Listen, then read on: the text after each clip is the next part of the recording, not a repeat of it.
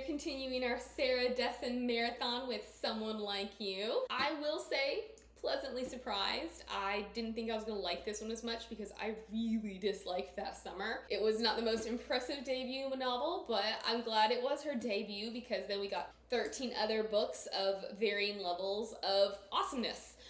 I will say though that the problem with doing a marathon is I have to have everything read, reviewed, edited, and posted within a certain amount of time, and we all know that I get through my reading largely by audiobook. And the problem with audiobook is, what if I cannot access these books via the library system?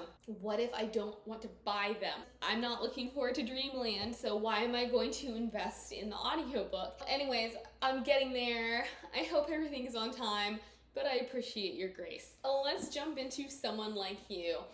Our two main characters are best friends named Halley and Scarlett. Halley's our narrator. She's kind of our main character. But we open with Halley up at sisterhood camp. She's woken up because Scarlett has called her, and Scarlett has announced that Michael Sherwood has died. Who is Michael Sherwood? And that is an excellent question. Michael Sherwood had been the hot stud. He was someone that they'd gone to school with. He moved away, and then when he came back, he was all that in a bag of chips. He and Scarlett that summer had begun a secret relationship. You get some pointed comments throughout the novel, and I can't really say if it was a secret because he was embarrassed of her, or if it was secret because he didn't want people to know that he was dating someone. He just wanted to keep it pure and free. In any case, they had been in a relationship. Naturally, Scarlett is devastated when he died. Halley is able to convince her parents to let her come home early. We show up at the funeral, but first, before they get to the funeral, Halley comes over to Scarlett's and she finds a boy in Scarlett's bed. This is not a nefarious situation in which she's got a boy in her bed, but it turns out to be Michael's best friend, Macon Faulkner. I have mixed feelings about this whole scenario. Why he was even in Scarlett's bed, considering that throughout the novel, they don't have a relationship. She doesn't even seem to like him. But when Halley is like, why do you have a boy in your bed? She says, he's going through a rough time. Michael was his best friend. I just wanted to give him a safe space. Why she felt it was appropriate for her to do that when they don't have any kind of a connection. Initially, I was thinking that because she was dating Michael, she had formed some kind of a bond with Macon, and Halley just wasn't in on it because Halley had been gone for most of the summer, which to that, this is a summer of growth and change for both girls. For Halley, I like this whole full circleness. I like this idea that she starts out as kind of that innocent child, the one who gets along with her parents and does what she's supposed to do because that's what you do when you're a child. But then throughout the course of this summer and then going into the school year, she begins to turn into a teenager. And she does the things that teenagers do. That means she doesn't get along with her parents and there are rifts created. So I liked this idea of, she started the novel, actually the novel, with this great vacation. That was the last of the good times for her and her parents. They get to the funeral, they run into a bunch of sobbing girls, one of which is Elizabeth Gunderson, who is the head cheerleader. She and Michael had been dating up until the summer. And here's my thing, guys. We all know this about me. I'm the ultimate cynic when it comes to love, but Scarlett was in love. Michael was the love of her life, even though it had only been 3 months. And before that, he had been the love of Elizabeth Gunderson's life. So for me, some of the choices that Scarlett makes, I just take issue with, because I don't agree with teenage love. Like, I understand they think they're in love, but certain things that Scarlett chose to do are then reflected in scenarios that Halley is faced with. So actually, I liked that we get to dive into why Scarlett made those decisions rather than do as I say, not as I do. But sometimes I wanted to be more in Scarlett's head. I wanted to be seeing her as a character and understanding her better, because she, like, Dessen has a type. Dessen really likes, she's very formulaic in her plotting as well as in her characters. And the main character is always super docile, while the best friend is generally really dynamic. It's the odd couple where one is always just more enviable than the other, and in this situation, Scarlett is the one with the looks and the charm and everything that Halley wants to be. But Scarlett was such a good friend. I loved the choices she made because she seemed very true to herself rather than being like, I'm that girl, so I'm just gonna make these decisions and it doesn't matter that my best friend has no connection to it and can't fit in with it. So I liked the realness of Scarlett, but sometimes I wanted to know how she got that way. I understand that her mother had her very young and she was raised by a single parent, and so this shaped her upbringing and the way she viewed the world. But she was still only 16, so why was she able to be so mature for a 16-year-old? But that's my one thing about Scarlett, is that I liked her a lot, but I found that she was just a little bit lacking in her development. Back to the funeral, because the relationship between Scarlett and Michael had been secret, she can't really divulge her own true feelings in public, but she has to witness everybody else breaking down. The random thing about Elizabeth Gunderson is, because of Michael's death, she sort of tailspins herself. She quits cheerleading, she gets kind of goth, she starts hanging out with kind of the bad groups of people, while at the same time still acting like she's better than everybody because she's the popular girl, which I don't even know at this point. Is she popular? I don't know. She's making a lot of choices that OG Elizabeth never would have made. All of this is supposed to be because she and Michael had dated for a couple of months before he died, and he was the love of her life. I'm trying really hard to remember. I'm not a teenager. I've got to somehow connect to this teenage mindset. We fast forward into the beginning of the school year, and around this time is when Scarlett divulges that she's actually pregnant. She is pregnant with Michael's baby. Michael's family has since moved to Florida, and she knows she needs to tell them. She just doesn't know how. Like, she wants to write a letter, but she just doesn't know what to say in this letter, which she eventually gets around to, and she does send it at the end of the book. I'd forgotten about it. I'd assumed that it had been taken care of off page, but no, it had not. So that was another thing that I kind of would have liked to have seen, is more, because she's a pregnant 16-year-old. She does not have the support of her mother. The only person who really does support her is Halley. I would have liked to have seen her in all of her confidence about being pregnant and having this child, being able to survive, be wrestling with telling Michael's family how they're going to react, what they're going to do, because she's determined to have this child. So while we do see concerns over the pregnancy, we don't ever get any of her insecurities regarding his family, which I feel like is a huge insecurity, because you don't know how they're going to react. You don't know what they're going to do. Are they going to react the way that her mother did, or are they going to say, we have a piece of our son? They start the school year. Haley's schedule is all messed up. She ends up in a PE class with Macon, and she doesn't particularly care for Macon. In a way, she is a goody two-shoes. She's someone who does what she's supposed to. She gets good grades. She doesn't make waves. He is the exact opposite. But throughout the course of the semester, she develops this massive crush on him. And then one day she says, he's asked me out. They're supposed to meet up at this party. She drags Scarlett out, and Scarlett is not feeling well, but she tries to find him at this party. And I'm thinking, just like her, that insecurity of, he stood me up. He didn't actually ask me out on a date. I kind of wish this had been resolved a little bit differently, but they go all around. They do not find him. Eventually they leave.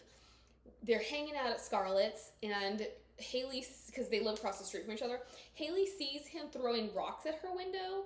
She approaches him and he says, "Where were you?" And she says, "I was there, and I have Scarlett to prove it." And what he says is that he was up in the attic. He'd been there since 7 o'clock, and he was up in the attic, and you know, he's something of a pothead, so I guess that's what he was doing up there.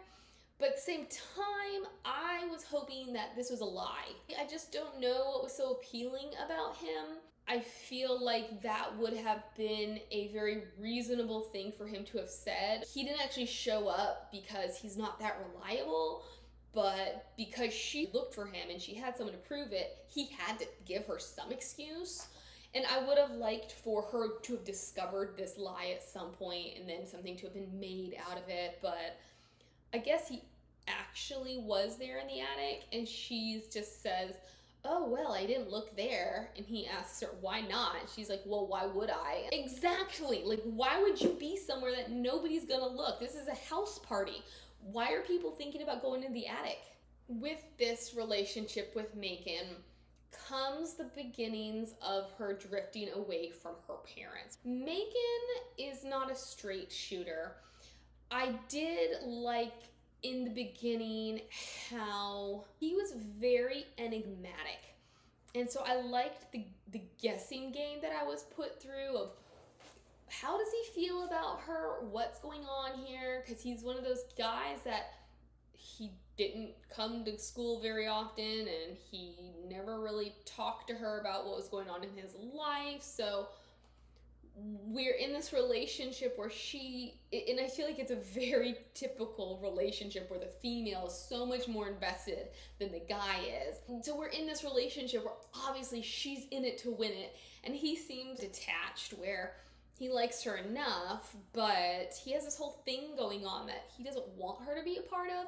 And I thought that could have been expanded as well to give him and them a little bit more dimension.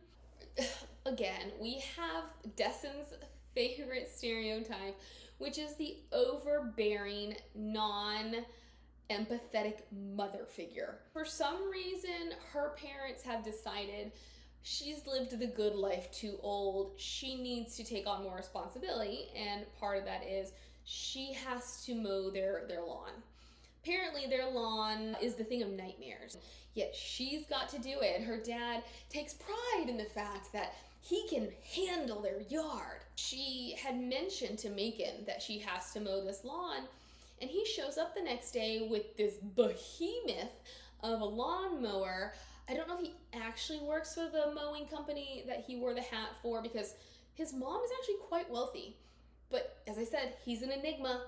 He's always in a different car. We don't know anything about him, so it could be that he works for a lawn company even if he doesn't have to, because that's what enigmas do, the unexpected. He shows up and he's like, "All right, well, I'm gonna get this done for you." Her dad comes out and asks her who the dude mowing the lawn is, and she says, "Oh, he's just a friend."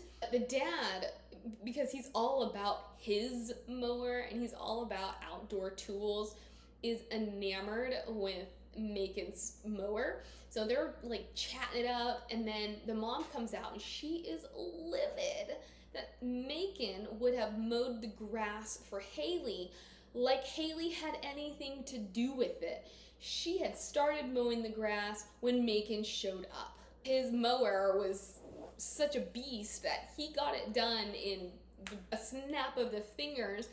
But her mom is like, "Why would you neglect your responsibilities? This is something you needed to do." And I'm just thinking, well, no wonder Halley doesn't talk to her mother anymore if this is the way that her mother is going to react. There's no acknowledging that Halley didn't orchestrate this. She talked to him because at this point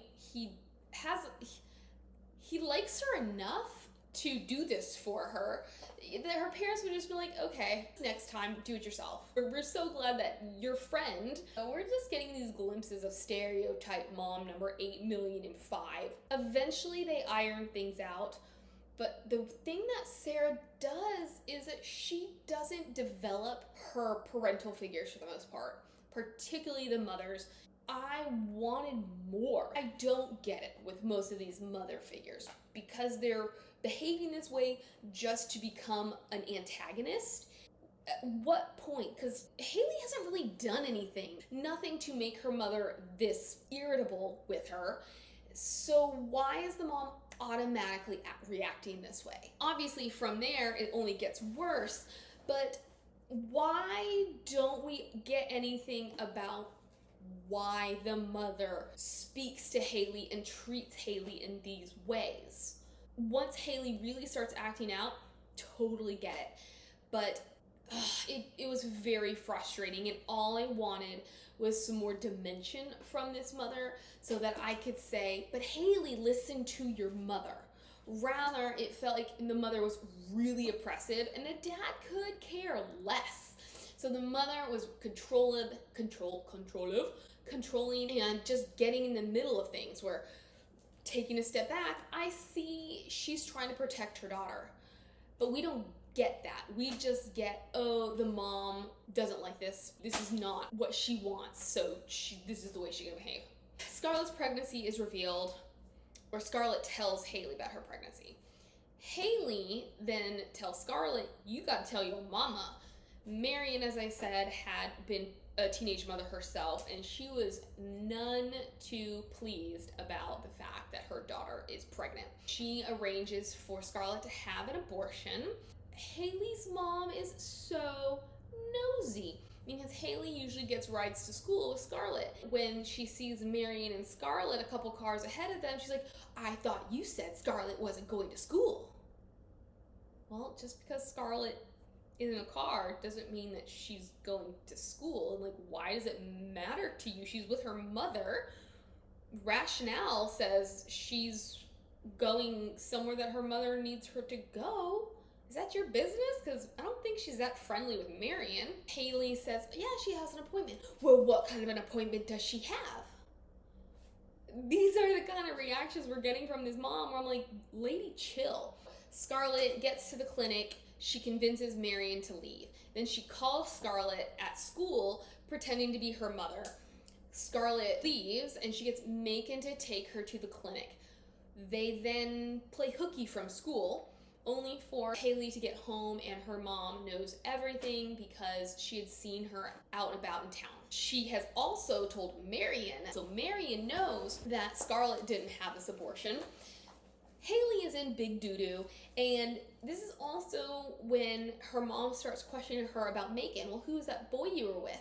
Do I know him? Halley, someone who's at a point where she doesn't want to tell her mother everything, which, to Halley's point, why would you want to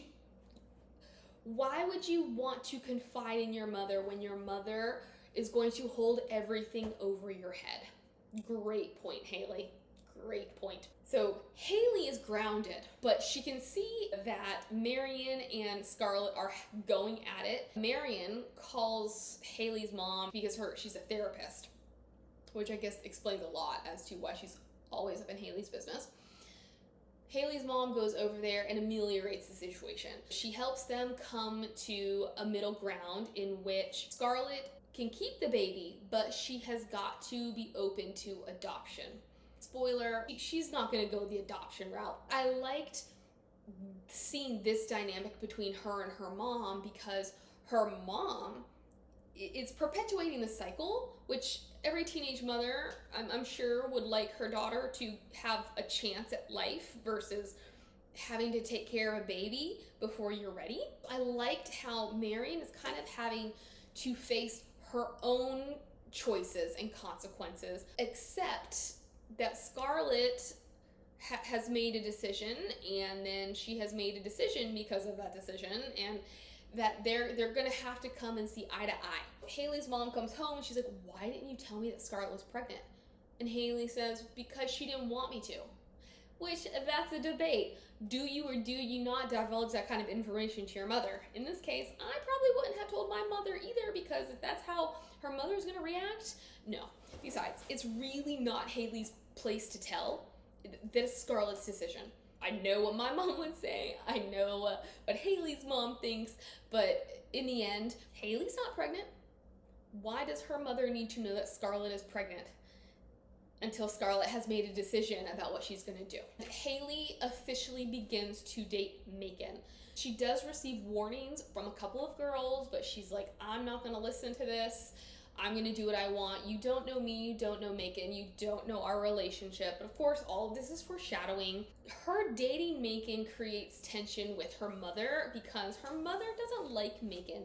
Apparently he's a reckless driver. He's not one of those guys who's gonna come up to the house and knock on the door and meet the parents. So she, being an overbearing smother, says, I don't like this guy and I don't want you to have anything to do with him, which then creates even bigger issues because Halley isn't gonna listen to her mom. Halley had been in a relationship up until the summer with this guy named Noah Vaughn. We see Noah throughout the novel because his family is good friends with her family, but we don't get a lot of Noah. We just get glimpses that tell us that one, he is not over Halley, and two, he's pretty judgmental. So when we get to this event at the end of the novel, it felt like it came out of left field, because who is he to be doing what he's doing and saying what he's saying and then come after her?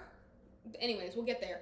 Rather than doing things with the family, Halley begins lying to her parents and saying, oh, well, I'm just going to be at Scarlett's, when actually what she's doing is she's sneaking off with Macon. This event with Scarlett and the abortion clinic, that happens the day before Halley's 16th birthday. Now she's grounded from everything except for the events of her birthday, which is essentially a family party. But Macon comes and he gets her to sneak out of the house. And he's like, okay, well, I want to take you somewhere. And she's like, but I'm grounded. He convinces her to do it. And where he ends up taking her is a dam. It's dark enough that she doesn't know it's a dam, but he can still get her out into the middle of the dam without them getting hurt. They're at this dam. She's kind of thinking, it's time for me to go, when he leans over and he kisses her. The lights light up. Sorry, at this point it's almost like a cheesy movie. And the dam opens up and the water starts gushing out, and she's kind of freaking out internally, but it's also exhilarating. And this is the moment where she decides, I'm letting go of the old me. This is the era of new Halley. I'm trying to think how long they were together in general, just a couple months. But not long after this, he starts pressuring her to have sex. She's not ready to have sex, but he doesn't seem to care. He continues to pressure her, and he continues to get angrier and angrier when she tells him no. Even though she tries to explain to him, he's like, oh, but it's no big deal. But to her, especially after seeing what happened with Scarlett, it's a very big deal. This creates tension in their relationship. This is when I started to lose interest in Halley. He showed all the signs of being a toxic partner, and she recognized these signs. She recognized things were not as innocent and easy as they'd been when things started. But does she question it? Does she ever take a second to say, do I enjoy being with him? Do I want to continue to be with him? No. Instead, what she does is she claims to love him. And she starts asking Scarlett about why she decided to sleep with Michael, to which Scarlett says, well, we were in love. She does admit that in the aftermath, she shouldn't have slept with him, that things just went too far. And they had used protection, but I guess that protection came off, resulting in her pregnancy. I liked that Scarlett didn't jump out and say, you shouldn't do it. But she made Halley question her motives. And she made Halley question, how did he feel about her? Because you shouldn't be making this kind of decision if the feelings aren't mutual. Like, it's a big decision. She she wasn't ready and she shouldn't have done it, especially because he died the next day. I forgot to leave or to tell you that. Yeah, they slept together and he died the next day. So maybe this is why she was acting so funky at his funeral. Halley she's convinced that she loves him and she's convinced that he loves her, even though he hasn't said the words. She just puts up with his crap. He's distancing himself from her. He's doing things without her. It seems like he might be cheating on her. He's just not very forthcoming. A little further into the novel, Halley is giving us an example of how Macon is finally letting her in. And the example she gives is he takes her to this high-rise building, and turns out this is where he lives. He lives in the penthouse. His mom is having a party. He lives in like a coat closet, to which she says, "You don't stay here often, do you?" And he tells her, "No, I don't. I just kind of bum around and stay at my friends' houses." But why? What's going on with you and your mom? Eventually he does get kicked out of his own house, so they don't have the best relationship, but I don't know. Anyways, just a little bit of character development that we were missing. So they're there, they're fooling around, and the next thing she knows, it is past her curfew. They book it home, only for her mom to be lying in wait. Her mom is none too pleased. She essentially forbids Halley from seeing Macon again. Luckily for Halley, her grandmother, who is also Halley, who is named after Halley's Comet, is going downhill. The next day, her mom leaves to go be with her grandmother. The dad, who is a radio host and has found a decent amount of fame in recent months, is gone all the time working. She and Macon just kind of have the house themselves. They have the freedom to do what they want when they want, and he is continuing to pressure her into sleeping with him. I don't know. It was just frustrating because I was tired of hearing about it without having any thoughts from Halley, without having any kind of resolution, without her considering what's happening and maybe getting frustrated enough with him to say, we need to go our separate ways, or I need to do something about this. What she does do is she eventually says, "You know what? I know he loves me. He's never said it, but I know he loves me. So I'm gonna sleep with him on New Year's Eve." By this point, the entire school has found out that Scarlett is pregnant because she gets sick in class and then she runs out. Halley, who had had an encounter with Elizabeth Gunderson and this other girl named Ginny Tabor in that same class, goes after Scarlett. I do not know at what point, because it seems like she's chatting with Elizabeth and then she's chatting with Ginny, only to get back to the table, and then Scarlett jumps up and runs out and she goes after her. So I don't know at what point in this process Ginny Tabor ended up in the same bathroom, but when Halley goes after Scarlett, she checks all the stalls. Nobody's there, only for them to be talking about this whole thing, and all of a sudden Ginny Tabor pops out of a stall. It had to happen eventually. You knew the secret was gonna get out, but I found a lot of holes in that scene. Yes, it's out. Scarlett also makes a new friend named Cameron, who don't really know what his purpose was. In some ways, it felt like he might be a love interest for her, but in other ways, it felt like he was just a good friend. In either case, he's not her type. Scarlett is gorgeous and dynamic. Cameron is weird, not really someone that you would think she would go for. He's not conventionally attractive, but he makes her laugh. He makes her feel better. As Halley is pushing Scarlett aside to be with Macon, they have this friendship that builds. He becomes a fixture in her life. I like the idea that it's leading towards a romance because it's unexpected. It's not something or somebody that Halley, maybe even Scarlett, would have pegged as a potential mate or match for her. It's just another instance in which Scarlett shows really good judgment about somebody that nobody liked. Everybody thought he was weird and they made fun of and they talked about him but she took the chance. Oh yeah, we are getting updates on her pregnancy. We also have a new romance for Marion. She meets this guy named, I think his name is Steve, but it's revealed is kind of into cosplay. He is into the Vikings. His Viking name in this group is Vlad the Warrior. So Scarlett always just refers to him as Vlad. But I do enjoy how he seems like a super buttoned up, straight arrow type, like businessman. And then little by little, his fantasy life, if you will, kind of creeps in. And you're seeing, essentially there's a comfort level and a level of trust between him and Marion, and that even though kind of like Cam is an unconventional choice for Scarlett, Vlad is an unconventional choice for Marion, but he's also exactly what she needs. Who'da thunk it? Now it is New Year's Eve. Halley is lying to her parents, saying she's just gonna spend New Year's with Scarlett, but in reality, she is sneaking out to be with Megan. They get to the party, encounter Elizabeth, who had just slept with this real gross kind of dude, but the gross kind of dude is somebody that I guess Megan likes to get high with. They all enjoy themselves just a smidgen, or at least Halley. Like, she doesn't take, I think she only takes one hit. But she has been guzzling beer like nobody's business because of her nerves.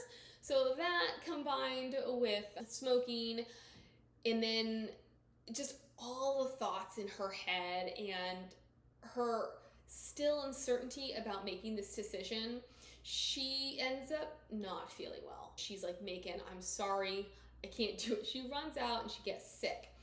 This angers Megan, because he has been trying to get her to sleep with him for months now, and now it's like she lied to him, where she promised him something and she said she was going to go through with it, and who cares if she threw up?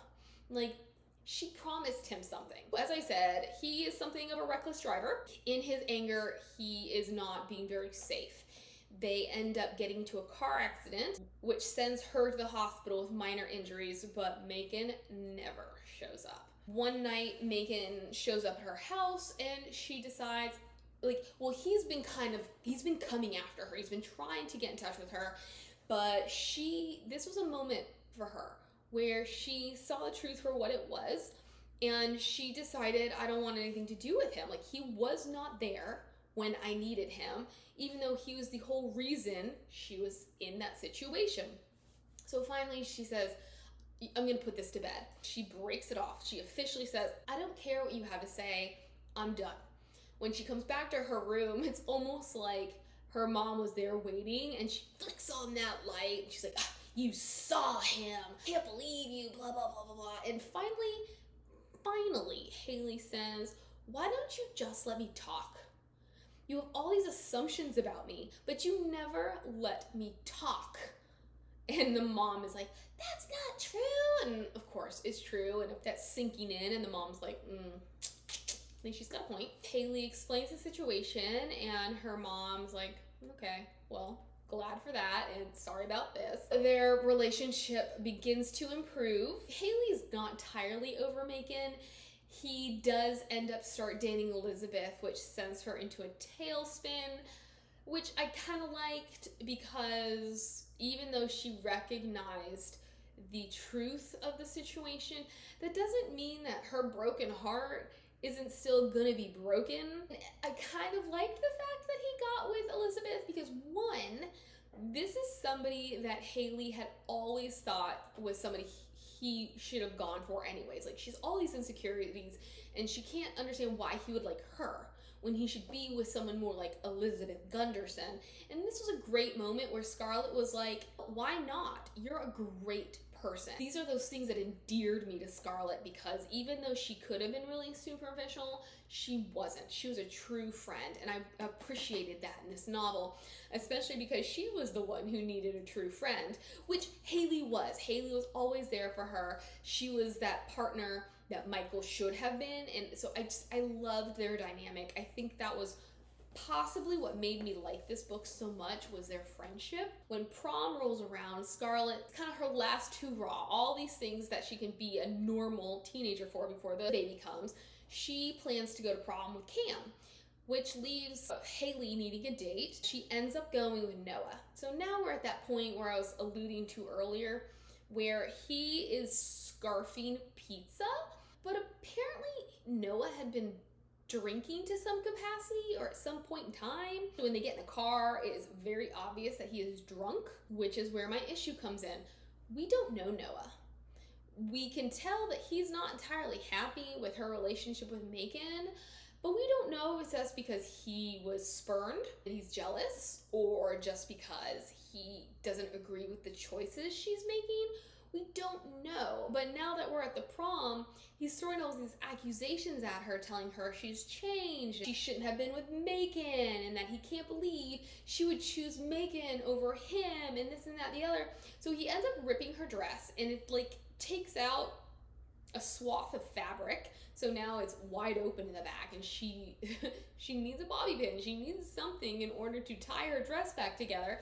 At which point, Noah tries to assault her. She pushes him down and runs away. But this is again one of those things where, why?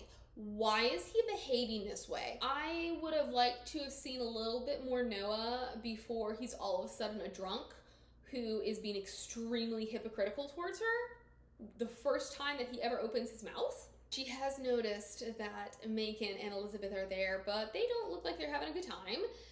She's in the bathroom, and this girl helps her out, only for someone to then come and get her and say, Scarlett's in labor. She and Scarlett, they go to the hospital. Scarlett has the baby, which turns out to be a girl. They didn't know the gender the entire time, and she decides to name her Grace Halley. Halley goes out to the waiting room because Marion hadn't been there. So she goes out the waiting room. Marion is there, Vlad is there, people from his Viking group are there. Their friends from high school who are in their best prom attire are there. Why are they there? From the moment that Scarlett's pregnancy was revealed, there was a lot of judgment going on. Of course, another scandal took over at some point, but these people were honestly friends with Scarlett, not even really friends with Halley, so why are they all suddenly showing up in banding together in their support for her? Macon is there. He actually is the one who took them to the hospital. But now it seems like Macon has seen the error of his ways, and there might be a future for them. I don't know, because when Elizabeth confronts Halley about her feelings for Macon, Haley's like, I'm over it. I do not love him. So I don't really know where that's going, but you get this impression that Macon may be turning over a new leaf, that the accident and then Halley shutting him down may have caused him to come to some sort of realization, but it's this accident that gets him kicked out of the house. Side note there. The only other thing is that before this, Scarlett had finally written to Michael's family. I kind of would have liked a little something about that, but honestly, we didn't need it. Like, we didn't need to know what the family said, how the family reacted. All we needed to know was that Scarlett finally went through with it because it's closure for her. This was a good book. It took me by surprise. There we go. I will see you tomorrow for Dreamland. Bye!